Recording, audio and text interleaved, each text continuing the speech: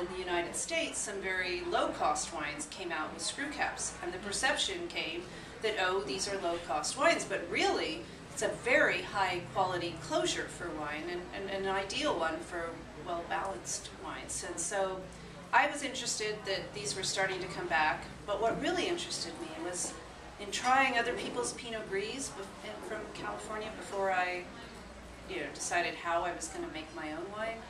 I noticed how many of them were corked, and sometimes just very subtly, where there's just a hint of mustiness, or the fruit was just going, or variability, because I'd opened several bottles, 2 bottles of each at a time in blind taste panels, and I kept coming up with wines I thought were corked. And what was almost more worrying was friends of mine who didn't notice that they were corked. And I thought, gosh, if I'm making these tiny lots and someone gets 1 bottle and it's only slightly corked, and they think, gosh, don't like those wines, not going to try those again.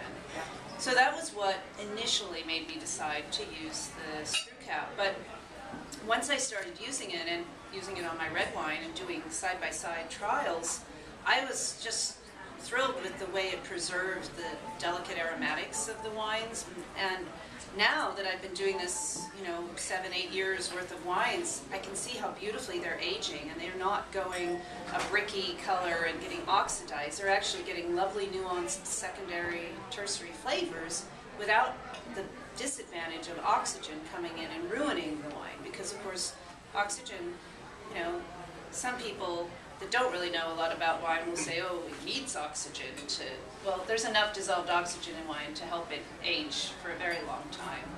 Too much oxygen is, that's why we don't leave the wine sitting out in a container or in a glass, because it goes off. So